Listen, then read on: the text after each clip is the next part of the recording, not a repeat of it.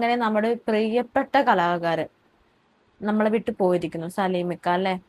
എനിക്ക് ശരിക്കും ഈ വാർത്ത കണ്ടിട്ട് എനിക്ക് സത്യം പറഞ്ഞാൽ വിശ്വസിക്കാനായില്ല. ഇന്നലെ മുതൽ ഇങ്ങനെ കേൾക്കുന്നുണ്ടായിരുന്നേ, വാർത്ത ഇങ്ങനെ ഗുരുതരാവസ്ഥയിലാണെന്നൊക്കെ പറഞ്ഞ് കേട്ടപ്പോഴത്തേക്ക് ഞാൻ വിചാരിച്ചു തിരിച്ചു വരുമായിരിക്കും. അദ്ദേഹം ഒരുപാട് തവണ ഹോസ്പിറ്റലൈസ്ഡ് ചെയ്തിട്ടുള്ള ആണല്ലോ എന്ന് വിചാരിച്ചിട്ട് തിരിച്ചു വരുമായിരിക്കും എന്ന് തന്നെ വിചാരിച്ചു. കാരണം അമൃത ആശുപത്രിയിലാണ് അദ്ദേഹം അഡ്മിറ്റ് ചെയ്തേക്കണെന്നൊക്കെ അറിഞ്ഞായിരുന്നു.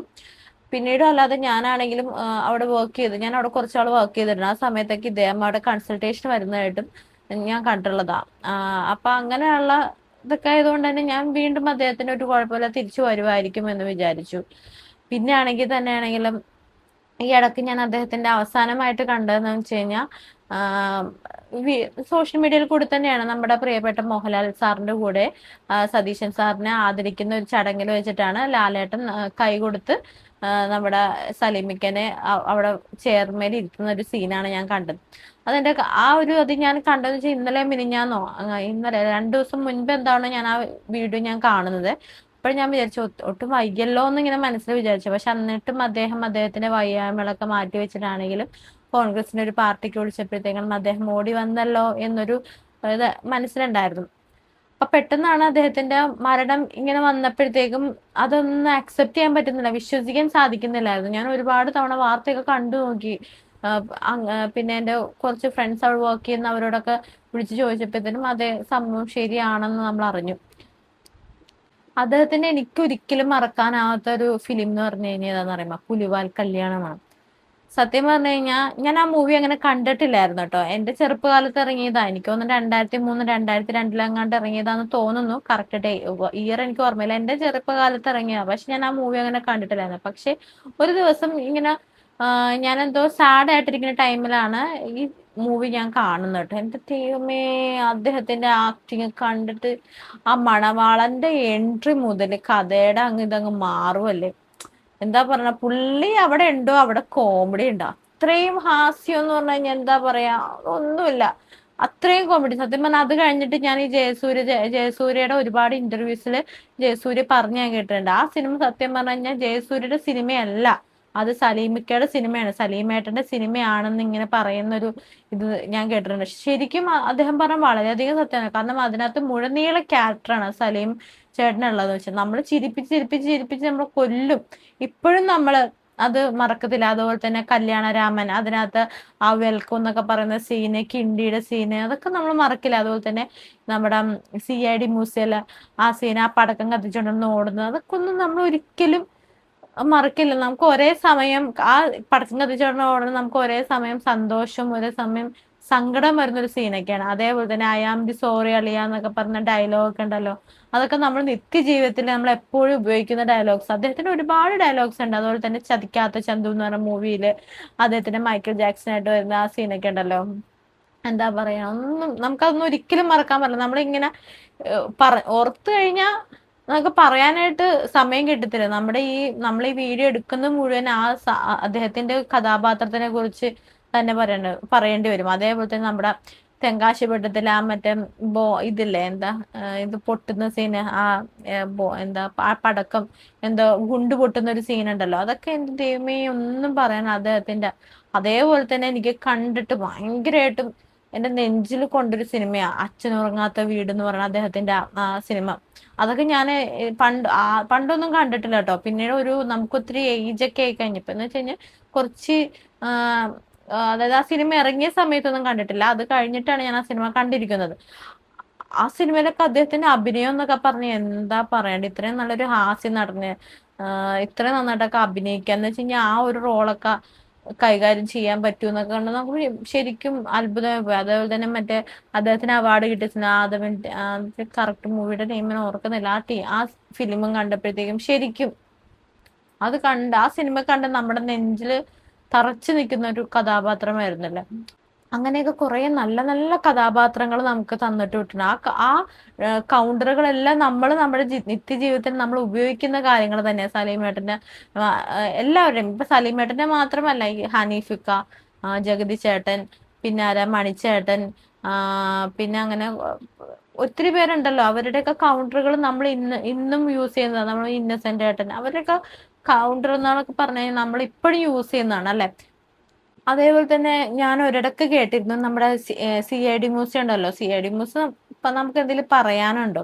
ആ സിനിമ ഫുൾ കോമഡിയാ. ആ ഫിലിം രണ്ടാമത് ഇറക്കാൻ പോകുന്നു എന്നൊക്കെ പറഞ്ഞ് നമ്മൾ കേട്ടായിരുന്നു. അപ്പോൾ ഞാനിങ്ങനെ വിചാരിച്ചു അതിനകത്ത് ആൾക്കാരൊന്നും ഇപ്പൊ ഇല്ലല്ലോ. അതായത് ജഗതി ചേട്ടനില്ല, പിന്നെ ആരാള് പിന്നാണെങ്കിൽ ഹനീഫിക്കില്ല. അവരൊക്കെ ഹനീഫിക്കിൽ ഒടുവില് ഉണ്ണികൃഷ്ണൻ പുള്ളി ഇല്ല. അങ്ങനെ അവരൊന്നും ഇല്ലാതെ ഈ സിനിമ എങ്ങനെ കംപ്ലീറ്റ് ആകുമെന്നൊരു ഇതുണ്ടായിരുന്നു.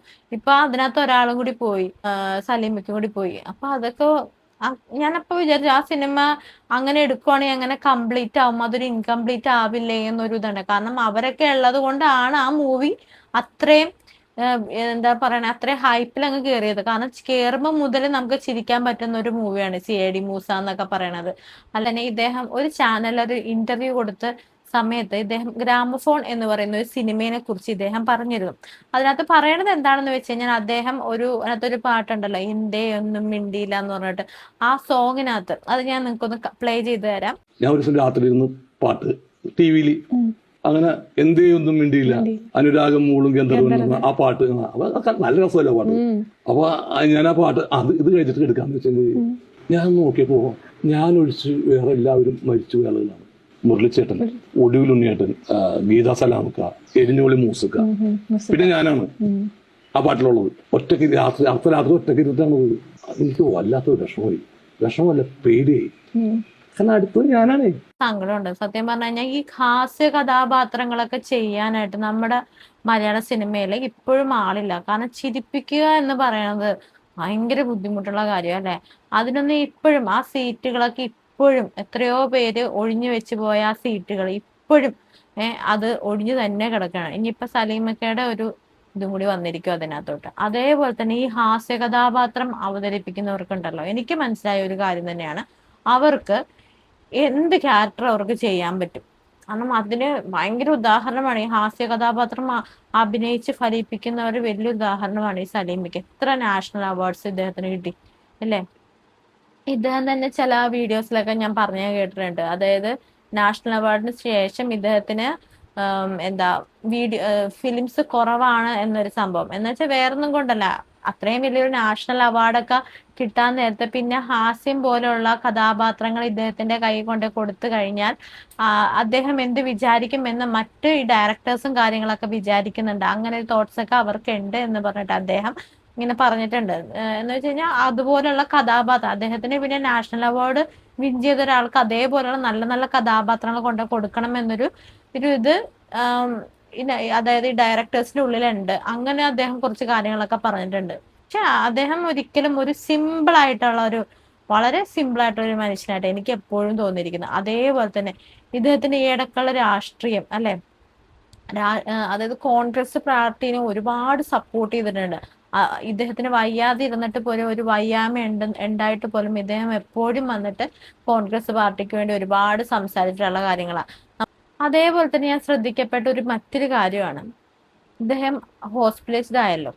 അപ്പൊ കുറെ അന്തം കമ്മികളെ നമുക്ക് പറയാൻ പറ്റൂല. അവന്മാര് കുറെ വന്നിട്ട് ഇദ്ദേഹത്തിനെതിരെ വന്നിട്ട് കുറെ കമന്റ്സ് അങ്ങ് ഇട്ടിട്ടുണ്ട്. ഞാൻ വിചാരിക്കണേ ഇത്രയും മനുഷ്യത്വം ഇല്ലാത്ത ആൾക്കാർ നമ്മുടെ കേരളത്തിൽ ഉണ്ടല്ലോ എന്ന് ഓർത്തിട്ട് നിങ്ങളോട് ചോദിക്കാം, നാണമില്ലേ?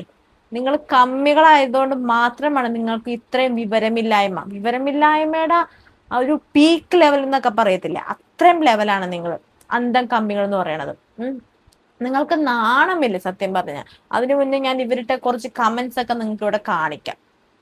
ഒരാള് ഇട്ടേക്കണ കേട്ടോ, വെച്ച് കാത്തു കെട്ടിക്കൊണ്ടിരിക്കാതെ സലീം കുമാറിനെ അങ്ങ് കൊല്ലട. മലയാളി സിനിമാക്കാരുടെ മരണം ജനാധിപത്യത്തിൽ അനിവാര്യമാണ്, അതുകൊണ്ട് ഹോസ്പിറ്റലിൽ വെച്ച് തന്നെ കൊല്ലണം. സലീം കുമാറിനെ കൊല്ലാൻ പറയുന്ന സിനിമാക്കാരുടെ ദൈവം ശരത് RS ആണ്. എത്രയും പെട്ടെന്ന് സലീം കുമാറിന്റെ മരണ വാർത്തകൾ നിറയട്ടെ എന്ന് ആശംസിക്കുന്നു. രണ്ടാമത്തെ യൂസഫ് മനു എന്ന് പറയുന്ന ഒരുത്തൻ, CPM ട്രോള് ചെയ്തതല്ലേ, ഹോസ്പിറ്റലിൽ മരിക്കുവോ? മൂന്നാമത്തത്, ചത്താലും വലിയ നഷ്ടമൊന്നുമില്ല. ഇലക്ഷൻ സമയത്ത് പിണറായി വിജയനെ കരിവാരി തേച്ചവന, അസുഖം ഭേദമാവണ്ട. ഒരു അനിത KP അനി, കുഴപ്പമില്ല, സതീശനെ ഭരണത്തിൽ കയറ്റിയതല്ലേ, കൂടെ ഉണ്ടാവും മരണത്തിൽ പോലും. അവസാന കാലം കുറെ നുണ നുണ നുണ പറഞ്ഞു. നുണേനു വേണ്ടി ആദരാഞ്ജലികൾ. ചിലരിട്ടേക്കണ കേട്ടോ. പോണ പോക്കിൽ സതീശനെ മുഖ്യമന്ത്രി ആക്കിയിട്ടാ പോയത്. എന്തായാലും ആദരാഞ്ജലികൾ. പൂക്കി ഭരണത്തിന് വേണ്ടി നീല കൊണ്ട് ഭരണം ഒന്ന് ആസ്വദിച്ചു വരുന്നതിന് മുമ്പേ പോയി. ആദരാഞ്ജലികൾ. ആദരാഞ്ജലികൾ. വയ്യാത്ത സമയത്തും പിണറായി വിജയനെ ട്രോളാൻ വന്നത് ഓർക്കുന്നു. ഇതൊക്കെ ചില അന്തം കമ്മികളെ എഴുതി വിട്ടിരിക്കുന്ന ചില കമന്റ്സുകളാ. ഇവന്മാരോടൊക്കെ നമ്മൾ ഏത് ഭാഷയിലാ സംസാരിക്കേണ്ട? സത്യം പറഞ്ഞു കഴിഞ്ഞാൽ ഞാനൊരു കാര്യം ചോദിക്കട്ടെ എന്റെ അന്തം കമ്മികളെ. രാഷ്ട്രീയമല്ല ഈ ലോകത്തെ ഏറ്റവും വലിയ കാര്യം. അതാദ്യം നിങ്ങൾ മനസ്സിലാക്കുക. മനുഷ്യത്വം, അങ്ങനെ ഒരു സംഭവം കൂടി നമ്മുടെ നാട്ടിലുണ്ട്. അതാണ് ഏറ്റവും വലിയ കാര്യം. അല്ലാതെ ഒരാളെ രാഷ്ട്രീയം വെച്ചിട്ട് അദ്ദേഹത്തിനെ അളക്കാൻ നിൽക്കരുത്. അദ്ദേഹം എത്രയോ നല്ല കഥാപാത്രങ്ങൾക്ക് ജീവൻ കൊടുത്തൊരു മനുഷ്യനാണ്. അതിനെക്കുറിച്ച് നിങ്ങൾ പറയുന്നുണ്ട്. പകരം അദ്ദേഹത്തിനെ അതിനെയിട്ട് കുത്തി നോവിക്കാനാണോ നിങ്ങൾ ഈ ശ്രമിച്ചുകൊണ്ടിരിക്കുന്നത്? നിങ്ങൾക്ക് നാണമില്ല? അല്പമെങ്കിലും ബോധം. ഒരാൾ മരിച്ചു കിടക്കുമ്പോൾ പോലും, അല്ലെങ്കിൽ ഒരാൾ ഒരു ഹോസ്പിറ്റലൈസ്ഡ് ആയി കിടക്കുമ്പോൾ പോലും നിങ്ങൾ ഇതുപോലെ തോന്നിവാസങ്ങൾ വിളിച്ചെഴുതി വിടാനൊക്കെ നിങ്ങൾക്ക് എങ്ങനെ സാധിക്കുന്നു? കഷ്ടം തന്നെ, കഷ്ടം. ഈ നിങ്ങളൊക്കെ എപ്പോഴാ മനസ്സിലാക്കുന്നത്? ഒരു കലാകാരനെ വിലയിരുത്തേണ്ടത് അദ്ദേഹത്തിന്റെ കലയെ വെച്ചിട്ടാണ്, അല്ലാതെ അദ്ദേഹത്തിന്റെ രാഷ്ട്രീയത്തിനെ വെച്ചിട്ടല്ല അദ്ദേഹത്തിനെ ഉപമിക്കേണ്ടത്. നിങ്ങൾക്ക് സത്യം പറഞ്ഞാൽ ഒരു ബോധവുമില്ല എന്റെ പൊന്നു കമ്മികളെ. മലയാള സിനിമയിലെ സലിംകുമാറിനെ ഓർക്കുന്നത് അദ്ദേഹത്തിന്റെ രാഷ്ട്രീയ നിലപാട് കൊണ്ടല്ല. അദ്ദേഹത്തെ ഓർക്കുന്നത് അദ്ദേഹത്തിന്റെ കഴിവുകൾ കൊണ്ട്, അദ്ദേഹത്തിന്റെ ഹാസ്യ രൂപത്തിനെ വെച്ചിട്ടാണ് നമ്മൾ അദ്ദേഹത്തിനെ ഓർക്കുന്നത്. അദ്ദേഹം ഭയങ്കര കഠിനാധ്വാനിയായിട്ടാണ് അദ്ദേഹം, അതായത് ഈ ഒരു നിലയിൽ വന്നെത്തിയത്. ഒന്നുമില്ലായ്മയിൽ നിന്നും ഇത്രയും നിലയിൽ വന്ന് എത്തിയിരിക്കുന്നത്. അതുപോലും മനസ്സിലാക്കാനുള്ള കഴിവ് നിങ്ങൾക്ക് ഇല്ലല്ലോ എന്റെ പൊന്ന് കമ്മികളെ. അദ്ദേഹത്തിന്റെ രാഷ്ട്രീയ നിലപാട് തുറന്നു പറഞ്ഞിട്ടുണ്ടെങ്കിൽ അദ്ദേഹം നല്ലൊരു നട്ടലുള്ള മനുഷ്യനാന്ന് പറയും. കാരണം ഒരാളെയും താങ്ങി, ഒരാളെയും പേടിച്ചു നിന്നിട്ടില്ല, ഒരാളുടെ പുറകെ പോയിട്ടില്ല. അദ്ദേഹത്തിന്റെ മനസ്സിൽ എന്താണോ അതാണ് തുറന്ന് പറഞ്ഞിരിക്കുന്നത്. അല്ലാതെ മനസ്സിലൊന്നും വെച്ച് പുറത്തൊന്നും അദ്ദേഹം വന്ന് കാണിച്ചിട്ടില്ല. ഒരു നട്ടലുള്ള മനുഷ്യനായിട്ട് അയാള് ഈ ഭൂമി വിട്ടു പോയിട്ടുണ്ടെങ്കിൽ പോയിരിക്കുന്നത്. ഇതിന് നിങ്ങൾ ഈ കുറ്റം പറയുന്നുണ്ടല്ലോ. അദ്ദേഹം അന്ന് ഈ കോൺഗ്രസ്സുകാർ ഭരണത്തിലൊന്നും വന്നിട്ടില്ലല്ലോ. അതായത് പിണറായി സഖാവിനെതിരെ പറഞ്ഞതുകൊണ്ടാണ്, അദ്ദേഹം ചെയ്ത പ്രവൃത്തികൾക്കെതിരെ അദ്ദേഹം പറഞ്ഞുകൊണ്ടാണ് അദ്ദേഹത്തിന് ഇപ്പൊ എല്ലാവരും വെറുത്തുകൊണ്ടിരിക്കുന്നത്. ബാക്കി എല്ലാ നായക നടന്മാരെ കൂട്ട്, അല്ലെങ്കിൽ സിനിമാ ഫീൽഡിലുള്ള എല്ലാ ആൾക്കാരെ കൂട്ട് അദ്ദേഹം അയ്യോ കമ്മ്യൂണിസ്റ്റ് ആണ് ഏറ്റവും നല്ല പാർട്ടി എന്ന് പറഞ്ഞ അദ്ദേഹം നിന്നില്ലല്ലോ. അദ്ദേഹം എന്താണോ അതായിട്ട് അദ്ദേഹം നിന്നാണ്. അദ്ദേഹത്തിന്റെ ധൈര്യത്തിനാണ് സത്യം പറഞ്ഞാൽ നിങ്ങൾ കാണേണ്ടത്. അതാണ് വേണ്ടത്. അല്ലാതെ അദ്ദേഹം പറഞ്ഞ അദ്ദേഹം കമ്മ്യൂണിസ്റ്റുകാരൻ തള്ളി പറഞ്ഞിരിക്കുന്നു അങ്ങനെയല്ല ഉദ്ദേശിക്കേണ്ടത്. രാഷ്ട്രീയ നിലപാടിന് അദ്ദേഹം വിളിച്ചു പറഞ്ഞിരിക്കുന്നത്. രാഷ്ട്രീയ നിലപാടെന്ന് പറഞ്ഞാൽ ഉള്ളതുപോലെ പറഞ്ഞിരിക്കുന്നത്, അല്ലാതെ ഇല്ലാത്ത കാര്യമൊന്നും പറഞ്ഞിട്ടൊന്നുമില്ലല്ലോ. അത് നിങ്ങളൊന്ന് മനസ്സിലാക്കുക. രാഷ്ട്രീയം വേറെ, മനുഷ്യത്വം വേറെ. അതാദ്യം ഈ സഖാക്കന്മാരൊന്ന് മനസ്സിലാക്കാൻ സാധിക്കുമെങ്കിൽ ഒന്ന് മനസ്സിലാക്കുക. ഇനിയെങ്കിലും ഈ 10 വർഷം തലയിൽ മണ്ണ് കയറി ഇരിക്കുമെന്ന് തോന്നണത്. ഇനിയെങ്കിലും ഈ കുറച്ചു നാളെങ്കിലും നിങ്ങളുടെ തലയിലെ മണ്ണൊക്കെ ഒന്ന് മാറ്റി ജീവിതം എന്താന്ന് കണ്ണു തുറന്ന് നോക്കുക. അങ്ങനെ മനുഷ്യന്മാരെ മനസ്സിലാക്കാൻ നോക്കുക, മനുഷ്യന്മാരെ സങ്കടം മനസ്സിലാക്കാൻ നോക്കുക. അതാണ് വേണ്ടത്. അല്ലാതെ ഈ കിടന്ന ഇങ്ങനെയുള്ള കമന്റ്സും ഇട്ടിട്ട് ഒരാളെ മരിച്ചു കഴിഞ്ഞിട്ടും അദ്ദേഹത്തിനെ തിന്നോണ്ടിരിക്കല്ല ചെയ്യേണ്ടത്. അദ്ദേഹം ഇന്ന് ഈ ഭൂമിയിൽ ഉണ്ടായിരുന്നെങ്കിൽ ഈ കമന്റ് ഇട്ട് ഈ കമന്റുകൾക്കെതിരെ അദ്ദേഹം തന്നെ വന്ന് നല്ല മറുപടി പറഞ്ഞേനെ. എന്നിട്ട് അദ്ദേഹം ഈ ഭൂമി വിട്ട് പോയി കഴിഞ്ഞ ശേഷം എന്നിട്ട് വന്നിട്ട് കമന്റ്സ് ഇട്ടേക്കണം. നാണമില്ലല്ലോ നിനക്കൊക്കെ. ഇത്രയെങ്കിലും ഒന്ന് പ്രതികരിച്ചില്ലെങ്കിലേ ഞാനൊക്കെ ഒരു മനുഷ്യത്വം ഇല്ലാത്ത ഒരാളായിപ്പം. എന്നെ സംബന്ധിച്ച് ഞാൻ എപ്പോഴും പറയുന്നൊരു കാര്യമാണ്, ഞാൻ ഒരു പാർട്ടിയിലില്ലാത്ത ആളാ. പക്ഷെ ഓരോ പാർട്ടിക്കാരും കാണിക്കുന്ന കാര്യങ്ങളെ കുറിച്ചാണ് നമ്മൾ എടുത്ത് പറയുന്നത്. അതിപ്പോ കോൺഗ്രസ്സുകാർ വന്ന് തെറ്റ് കാണിക്കട്ടെ, അതാണെങ്കിൽ തുറന്നു പറയുക തന്നെ ചെയ്യും. അല്ലാതെ ഒരു മനുഷ്യന് രാഷ്ട്രീയ നിലപാടിന് വെച്ചിട്ട് അതും വെച്ച് ഒരാളെ ഇല്ലാതാക്കരുത്. അതും നമുക്ക് ഇത്രയും നല്ലൊരു കലാകാരനെ, ഇത്രയും നമ്മുടെ നാടിനും നമ്മുടെ കേരളത്തിനും ഒക്കെ നമ്മുടെ ഇന്ത്യക്കൊക്കെ ഒരു അഭിമാനമായ ഒരു കലാകാരനെ ഇങ്ങനെ കൊല്ലരുത് നിങ്ങൾ.